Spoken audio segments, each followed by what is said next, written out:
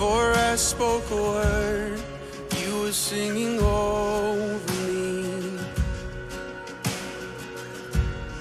You have been so, so good to me.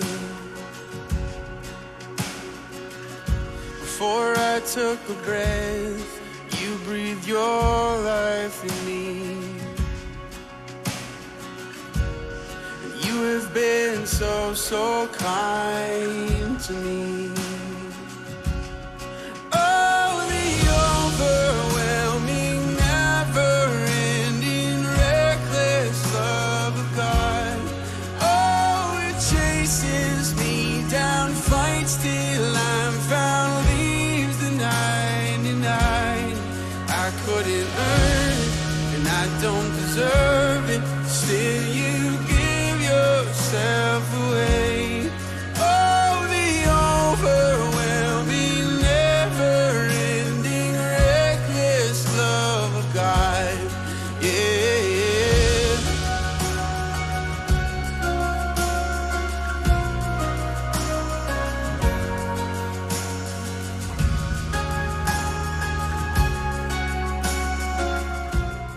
All right. Good afternoon, everybody. Good afternoon, Pastor Brian. Good afternoon. If they only knew what was discussed before the... Yeah.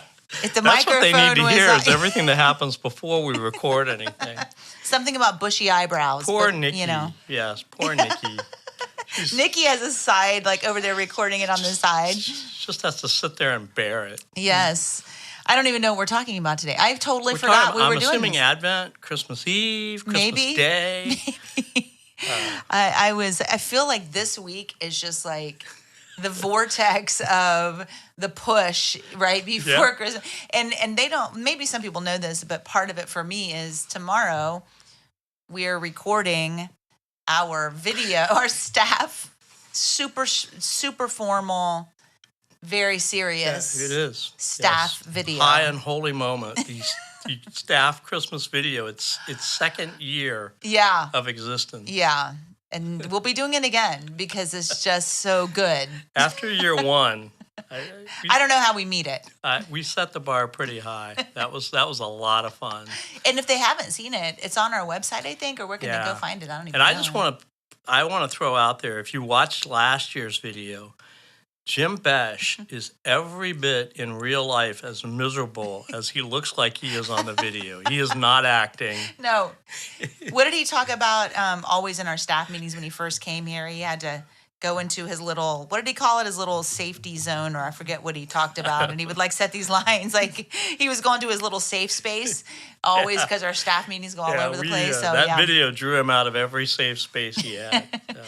So we've got another one coming up that we're filming this week. Yeah. And we'll premiere that Christmas Eve. And it's just full of theology. Yeah, It's great. It is deep. But we do have some really cool stuff that's happening Christmas Eve.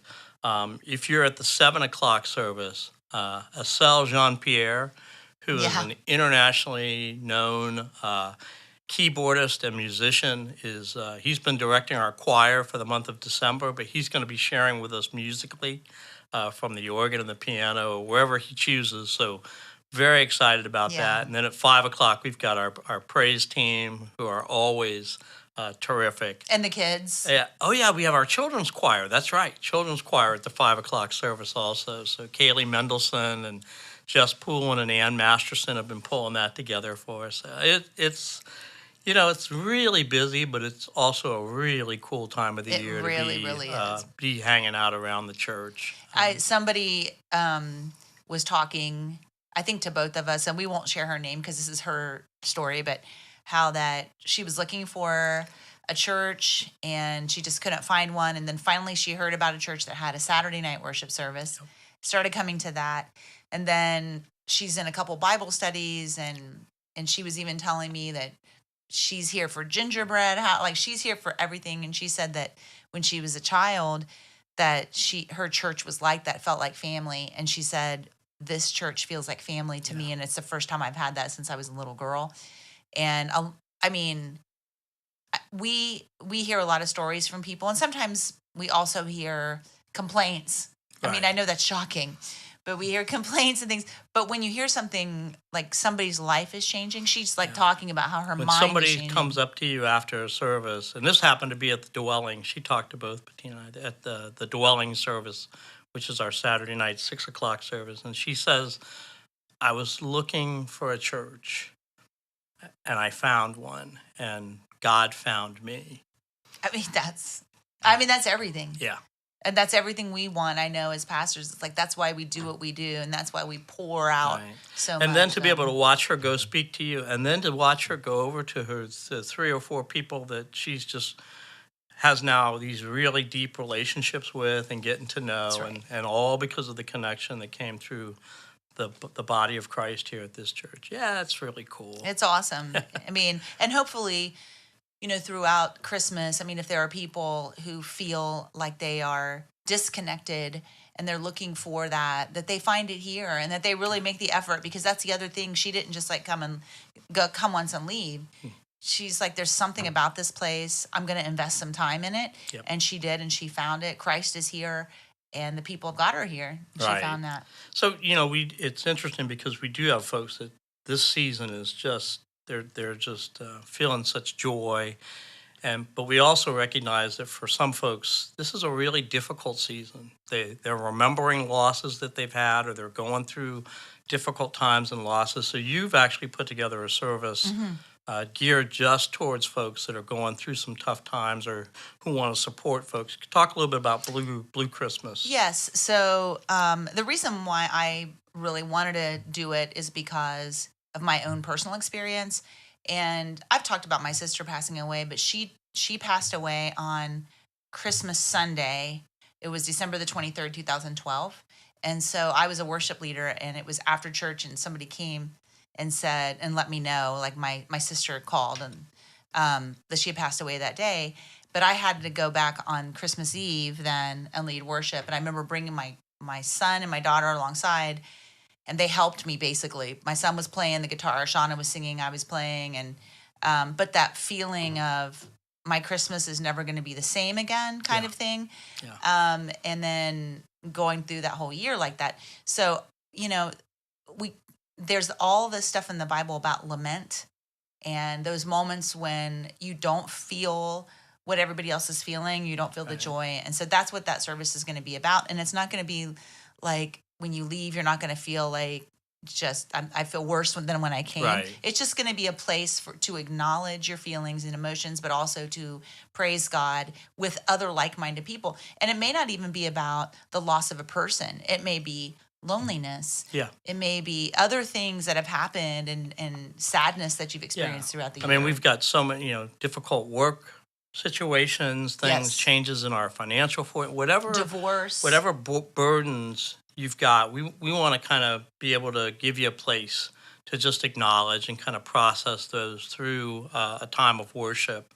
And so that Blue Christmas service, it's this Sunday night. Yes, the 18th at 7. 7 o'clock in the historic sanctuary. And if you have a friend, so I'm going to work on this today, hopefully, with Charlene making an invitation that we can send out, and that electronic. So you can put it on your Facebook, but you can also send it to people and invite them personally. And I'm thinking we should just invite people in Oviedo to participate in it. We don't have to know them. Right. This is just like a place to come. So I really want to do that, and it's not going to be long. It'll probably be less than an hour, but I think it'll be really meaningful. Yeah, we've got some good, rich musical selections that we're gonna share, and just some introspective kind of thoughts around some scriptures, and there's going to be some real. So thank you in the middle of a really busy time. I'm happy to do it. I'm glad that, and of course I'm pulling in Shauna because she's like, come on in. I'm doing it. You're doing it too. So she'll be there singing, and then also we have a couple other people, John and Dawn, who are going to be doing readings. You're participating. Right. Charlene's going to be there. So anyway, I'm looking forward to that. Also, we have our so let's talk about Christmas Day. Well, Christmas Eve. We talked about that a little bit. Yeah. But then Christmas Day, we're having worship. Yeah, Christmas Day. We're going to have we're going to do communion. We're going to share in Holy Communion. It's going to be a very simple kind of a service, just one service at 10 o'clock in the historic. And that's such a beautiful setting. It really is. So it's just going to be a great time to be together. Again, kind of a family worship experience where we talk about, do we really believe that the best things of Christmas are what come after Christmas? Do we really believe that Jesus coming is just the start of something amazing and not the end of something amazing? So That's right. That's kind of the theme that I'm working off of for Christmas Day. And we got a couple of huge things in between there because we got Ugly Sweater. That's huge. Coming up. Another very theologically based activity that we do here. I'm going to have a hard time finding an uglier sweater than I wore last year. That musical cat sweater. That was pretty bad. Yeah. I think I need to go buy another one. I need to support the Ugly Sweater Committee, whatever they make out there. It's like I said on Sunday, and I'll probably get harassed, that every Christmas sweater's ugly. So if you, yeah, I was sitting on the front row at every service when you said that. I was like, well, she's going to be walking that back. She's going to be in trouble for saying that. But yeah, so we've got that coming up, and then I want us to talk about, because we've had so many comments about it. Could we talk about the prayer garden for those who walk by it and go, what happened? The wasteland that is the prayer garden. Yeah. That prayer garden is such a special place here in the church. It's amazing to me that I'll go on like the Oviedo Facebook page or somewhere, and there'll be pictures of people who've had like their prom pictures or homecoming or whatever in that prayer garden. We've had folks that have done services for loved ones in that prayer garden. That was a project of Claire Evans years and years ago. She started that. Then Liz and Larry Whitley were amazing caretakers over that garden. And what has happened over time is that we continue to put in more mulch and more plantings. And it really got to be the point where it was so much to take care of and was getting overgrown. So what we've done now, it looks really bare because we've taken out everything that's not indigenous to Florida. And if you go by, you can see that some things are marked with tape. Those are the things that were kept on the edges. And then we're going to give the ground. We're pulling out all the mulch. That's going to take some time to dig out. We had 1.5 feet of mulch in there. So we're digging all that out and taking it to various places on the campus. And then they're going to put back in Florida indigenous low-growth plants. We're in the process of fixing the fountain that's in there. We're going to redo the walkway. So it'll sometime first of the year, that's going to start to take shape again. We're going to let the ground kind of be fallow for a little without the mulch covering it. Yeah. So there's a plan. Lucas Nursery helped us with a little bit with a plan for that. Okay, so, good. Yeah, a lot of folks have already been involved, but you're right, a lot of questions because all of a sudden this thing looks really different. Yeah. So where are we going? But there is a plan in place. I figured we could just start addressing it because we do get a lot of questions because everybody has loved it so much. Yeah. I mean, me too. I think we all have loved it very much. I go out there all the time and just kind of sit. So I'm, but things happen. It's kind of like the way life is, right? Yeah. It's time for some change. One of the things that we've struggled with is for a long time, trying to keep the fountain going out there. And what happened is the higher the ground cover got, when we would get rain, it would short out the motor. So we kept burning out motors. So there's a method to our madness and a reason for us embarking on that. Carl Klein and Brian Boyington with the trustees, great. They're doing such a great job with that. And David Evans has jumped back in because that was a special place for his mom. So anyway, lots to be thankful for. Well, we have an exceptionally beautiful campus here. And so when there's changes, people want to know what's going on because they all love it so much. So, I think it's good. We just need to put it out there and let them know it's going to be beautiful. We, had to make some changes to it. Real quick, changing gears here. We're in the middle of our series, Best Wishes. And I just want to remind everybody that we do have greeting card photo ops, around the campus. 3 different ones. 3 different ones. One in the fellowship hall, one out in the front main lobby of the church, and the other one in the portico area. But last week you were talking about the 3 wise men and don't get your tinsel in a tangle. Do you know how many people I've heard? Now, by the way, somebody said, and I'm not going to tell you who, somebody said, that's that's obviously Brian's. Brian came up with that title. It's hilarious, and he was telling me that's clearly a Brian title because you would never come up with that title. And I said, well. My fingerprints are nowhere on it. But it was so good. That's awesome that somebody would get us mixed up. I know. I know. So it was good. I mean, I've heard a lot of people talking about their tinsel being in a tangle. I mean, a lot. So we went to the, and it was great for me because I got to kind of be a little confessional with some things in my own life. But it was funny because the story that I opened with about the fiasco in the Walmart bathroom, when we went out to the hospitality, which, by the way, our hospitality folks are just knocking it out of the park. Yeah, they are. So the picture station's out there. There's all these people, all these refreshments, and I'm out there, and I'm thinking people are going to come up and, great sermon, very inspiring. Here's my best wish. I had like 3 or 4 people come and go, hey, here's my bathroom story. So I have now become the repository for everyone's bathroom mishap story. There seems to be a theme around. I don't know.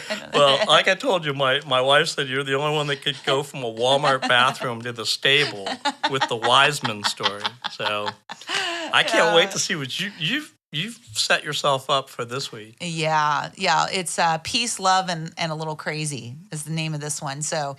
Yeah, but you know what? It's not that hard on this one because it's the story of Joseph, and we're doing a little bit differently because we're talking. Jesus has already been born now, but we're doing the whole story, which is kind of fun to do that. But God is speaking to Joseph and moving him, and I had this thought today as I was preparing and writing about it, and I thought, Jesus needed to God could have sent angels, all kinds of stuff to protect Joseph and the family, but he didn't. And so I'm going to get into some of that. Like, why didn't he just do this supernatural protection around them? Instead, he sent an angel and said, you need to go right now, get up, go quick and go to Egypt, to a place that doesn't even make sense. Yeah. So, one of the things that just strikes me over and over again, not just with the Advent and the Christmas story, but over and over again as God interacts with people, his incredible desire that we find in him not safety, but courage. Absolutely. Joseph to me is just kind of all the way through the story is like, what's the most courageous thing I could do here? Absolutely. And he just steps into that. He doesn't invent it. Literally, he makes a decision, and God says, great decision. Here's the next. Yeah. And he's kind of like a background character, but then when you kind of get into the whole story, it's like, oh, this man is amazing. Yeah. So, I'm just kind of like, I'm probably about 50% of the way there. I got some more work to do on it. I know. You know me. It's Wednesday. I've got a video. That's priority. That's important stuff. We can always just do a loop reel of the Christmas video. Yeah, and exactly. You can model different sweaters. Speaking of crazy, here I get a peace, love, and a little crazy, and then just show our staff video. Yeah, that would settle everything right there. So I think that's about. We've covered a lot. I do want to say one thing. They need to be marking their calendars for those people who are not up too late on New Year's Eve. We are having church. Yes. On the 1st, which I think is really cool to be able to do that. And what we're going to do is we're going to have 2 worship services, regular time, not 8, but 9:30 and 11, because we figured that there'll be fewer people there.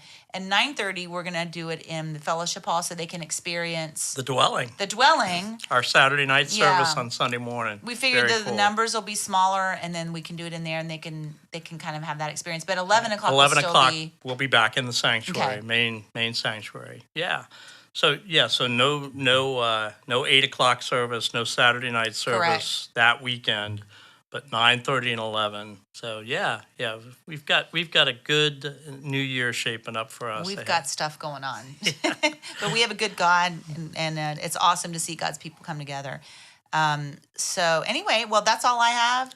And listen, I hope you guys have a really good week, and we're going to be here tonight, so we might see some of you around. Yeah, and then classes are back in, and yeah, good things in this weekend. So listen, you guys have an awesome day.